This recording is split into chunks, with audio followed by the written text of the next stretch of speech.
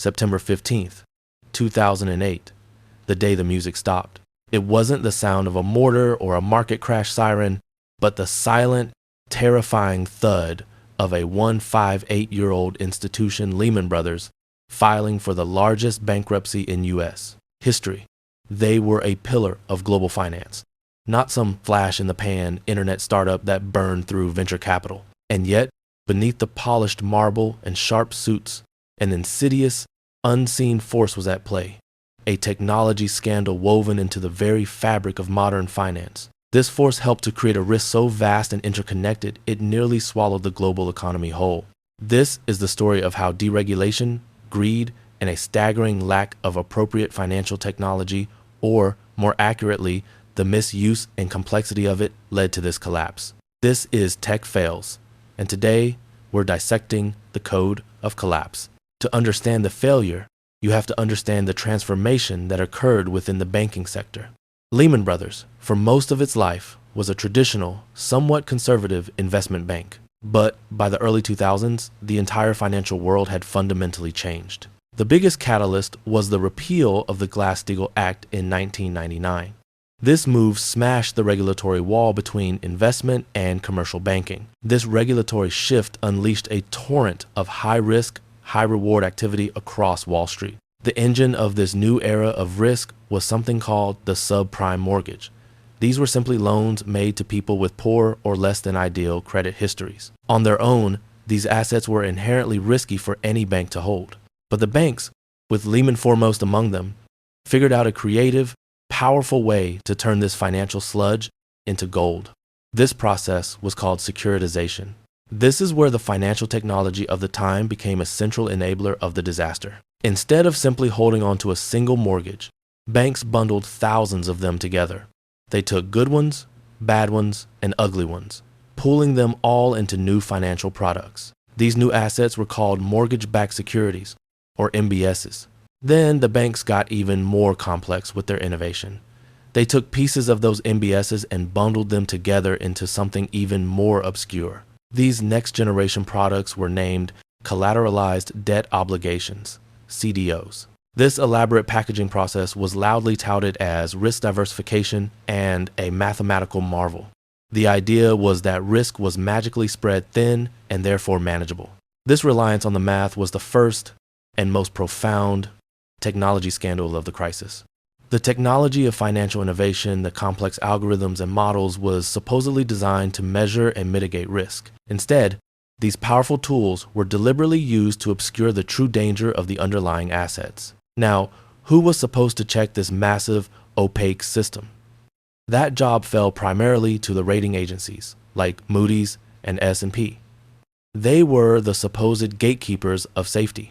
These agencies used their own proprietary, highly opaque models to assign ratings to these new CDOs. Their methodology was a different kind of failed project in this ongoing crisis. Because the underlying mortgages were statistically diverse, meaning they weren't all defaulting on the same day the models failed to capture the systemic risk, they consistently spat out AAA ratings, the gold standard of safety. This happened even though the packages were heavily stuffed with dangerous subprime loans. It was a classic garbage in, garbage out scenario.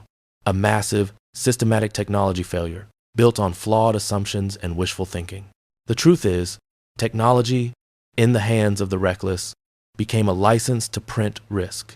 It gave the appearance of safety while enabling unimaginable levels of leverage. It was not designed for money, but for velocity.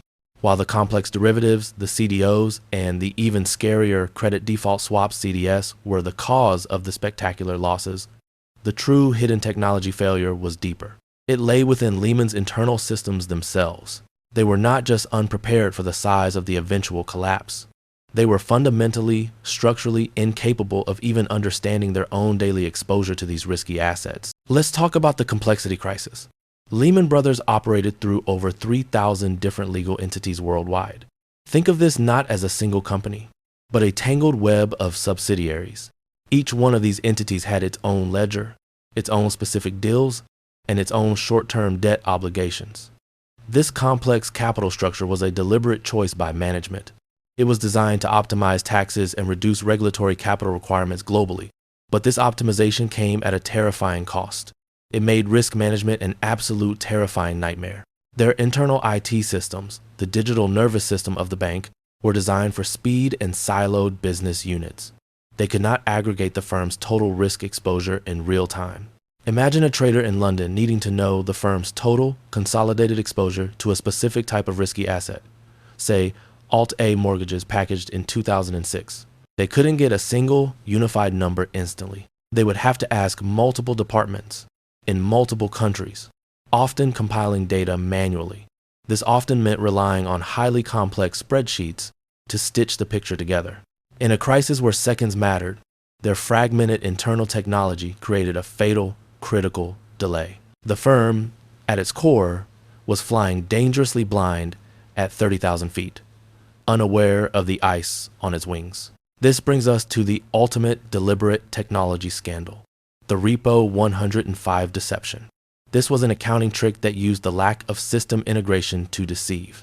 When a bank wants to temporarily lighten its balance sheet to look healthier for quarterly reporting, it can use a repurchase agreement or repo. It sells an asset and promises to buy it back later, usually the next day. Lehman took this standard trick and pushed it to a reckless extreme, leveraging a loophole that their auditor, Ernst & Young, approved. They used a specific type of transaction they called Repo 105. By labeling these transactions as a sale rather than a collateralized borrowing, which they essentially were, they exploited the accounting rules. They were moving assets off their books. This allowed them to move tens of billions of dollars in risky assets off their balance sheet just before reporting deadlines. It was a purely cosmetic exercise designed to mislead. This made their leverage ratio, the amount of debt they held versus their capital, look dramatically lower than it actually was. It was a digital deception executed at the highest levels. This wasn't just an algorithm making an honest statistical mistake. This was executives leveraging the complexity of financial accounting and the lack of a robust, unified financial technology system to systematically commit fraud. Or, at the very least, they were engaged in extreme window dressing. It was a meticulously planned financial magic trick, a technological sleight of hand that obscured the sheer, horrifying leverage of the firm. The moment of final failure was not a quick bang, but a terrifying, accelerating cascade of events. When the housing market finally turned, the underlying subprime mortgages started defaulting in droves. Suddenly, the highly rated CDOs and MBSs, which were supposed to be safe, became utterly worthless. The mathematical models failed to predict this coordinated mass default. Because Lehman's exposure was so vast, and their internal systems couldn't provide an accurate, real-time picture of their counterparty risk, who owed them money, and who they owed money to, trust vanished instantly. No bank wanted to lend to Lehman, not even overnight in the interbank market. They couldn't be sure what toxic assets they might receive as collateral, or if Lehman would even be solvent the next day. This liquidity freeze is a crucial, often overlooked element of the technology failure. The lack of standardized, transparent, and trusted systems for managing collateral and counterparty risk instantly froze the entire global lending market. This panic was digital, immediate, and viral. It spread through trading terminals and automated messages in milliseconds, a rush to the exits that couldn't be stopped. It was the ultimate sunset product. The entire financial model of securitization, which was supposed to be the ultimate technological innovation, suddenly became obsolete, toxic, and actively dangerous. The intense, desperate effort to find a buyer, the infamous weekend of negotiations in September 2008, failed for several interconnected reasons. A major factor was the firm's technological and structural complexity. Any potential buyer, like Bank of America or Barclays, had only hours to perform due diligence. They were asked to assess a firm with over 3,000 legal entities and billions in opaque, illiquid assets. The clock was ticking violently. Lehman's systems were so fragmented and the financial products they held were so complex that there was simply no way to quickly and accurately assess the true state of the balance sheet. This complexity, which had been a source of competitive advantage in the good times, became a fatal, immovable object in the crisis. It prevented the necessary information transfer that could have facilitated a rescue. The firm was too complicated, too convoluted, and too systemically risky for anyone to take on the liability in the short time available. The complexity itself sealed the deal, The collapse of Lehman Brothers was a financial disaster of historic proportions, but at its heart, it remains a profound failure of technology and the governance structure around that technology. It serves as a brutal lesson in three major technology scandals and failures that we must never forget. These failures are interconnected, forming a chain reaction. Failure 1. The failure of financial innovation. The complex models for derivatives were marketed as risk-diversifying technology, making finance safer.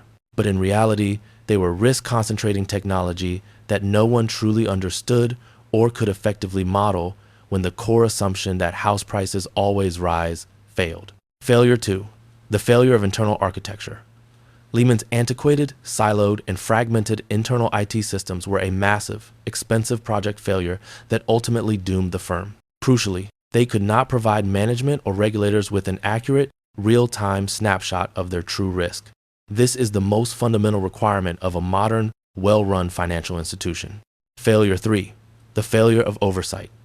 The Repo 105 trick proves that technology, even simple accounting loopholes, can be leveraged for mass deception when governance and ethical leadership are absent. It highlights the desperate need for stringent regulatory technology to see through the smoke and mirrors of complex, rapidly evolving financial products. The regulators need better tools. The subsequent Dodd-Frank Act and other regulatory changes were designed specifically to address these failures. These new rules mandated more capital and required more frequent stress tests. Crucially, they demanded better data and more technological robustness from all major financial players. Banks are now required to have much more integrated and powerful internal systems. These new systems are intended to allow regulators to see the full picture of risk in a crisis, the very thing Lehman's fragmented systems prevented in 2008. But the danger remains and continues to evolve. As fintech continues its relentless march, creating new and ever more complex products, the lessons of Lehman must not be forgotten. The next technology scandal won't be a simple, obvious bug in the code. It will be the seductive promise of complexity, the illusion of perfectly managed risk, and the failure of people to demand transparency from the code that runs the world. Always remember this key lesson. If a financial product is so complex that no one, not even the people selling it, can truly quantify the risk in a widespread crisis, it's not innovation. It's a ticking time bomb waiting for the market to move against it. And when that bomb goes off, the fallout, as we saw with Lehman, is catastrophic for everyone. Stay safe out there, and we'll see you next time on Tech Fails, where we dive into the catastrophic mistakes that shape our history.